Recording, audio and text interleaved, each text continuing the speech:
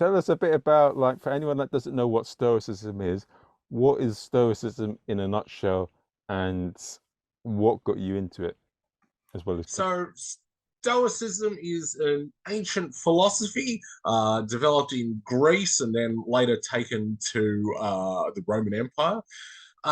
It basically is a way of thinking about life that stresses importance of focusing on what you can control and what you and learning to be unaffected by what you can't control.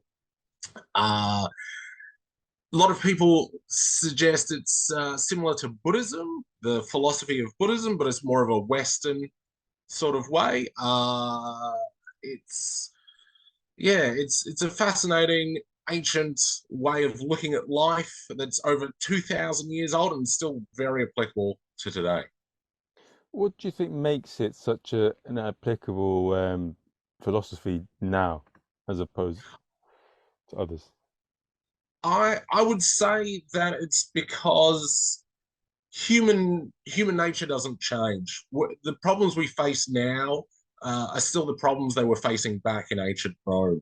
Um, uh, I like reading all the ancient Stoic writers. You mentioned Marcus Aurelius in the intro. He was an emperor of Rome. You can read his meditations, which is basically his diary. He wrote in it when he was at war in Germany, and he wrote in it daily all these little aphorisms that helped him remember his stoicism and keep it in mind, helped him deal with what he was facing every day. And it's amazing that 90% of it is still so relatable now. Like a few of it, the few bits that aren't are really interesting. He has sections where he's like, be kind to your slaves. Don't get taken in by fortune tellers reading the organs of slain birds and whatnot. But aside from that, it's all about dealing with people who are rude, not letting jealousy get to you, focusing and becoming your best self.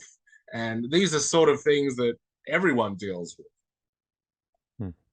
It is a great thing. I mean, it's something that I want to also get into as well. And I feel like meditation and that are two things that I really want to study a lot more. However, one of the things that I came across maybe about a year and a bit ago, there was this mad Thai woman who claimed to meditate for 4 years. No, not 4 years. That's I mean like 4 hours a day, and All like, right. I but she was going to was a bit she wasn't in any way sort of stoic or calm at all. Like sometimes when I come across people that do meditations and all that, they ain't what they claim, and I found that I don't know. I feel that sometimes stoicism and meditation gets a bit of a bad rap, and some of the people that claim to be this spiritual or something aren't. But I think a lot of people I know that do it well are quite calm and relaxed with it. I can't say I'm much of a meditator myself, um, but I think that's why Stoicism appeals to me. A lot of people have I mentioned before, people have mentioned that Stoic philosophy is kind of like Buddhist philosophy. But when I was a kid, I was interested in reading a lot of different philosophies, looking at ways to look at the world, and I read a lot about Zen. And Zen's all that sort of meditation, emptying the mind, turning off thought. That's the sort of approach, and sounds nice, but I've always struggled to do it. And I found it very hard. Think of nothing. How do you think of? I don't know. I don't know. I've never been able to do that. And when I got older and I stumbled across Stoicism, that really appealed to me because it's trying to achieve the same things in life, which is a tranquility, eudaimonia, the Stoics say, a happy flourishing of life. And it's trying to achieve that, but through logical thought. So it's a more Western way of thinking, which resonates more to me. Hmm.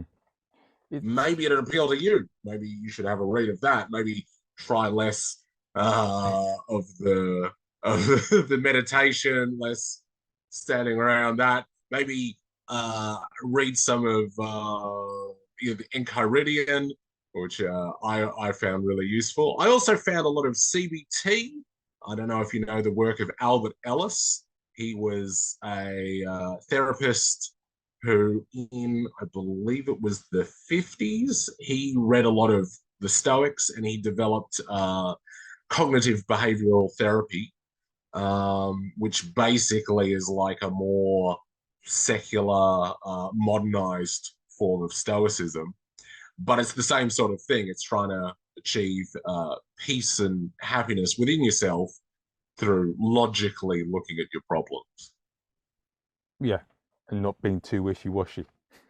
Yeah, yeah, yeah. I think that's a big appeal to Stoicism, the practicality of It, what's when you tell people that you're studying, you're big into stoicism, do you get funny reactions from people? Do people take the piss a little bit or roast you a bit?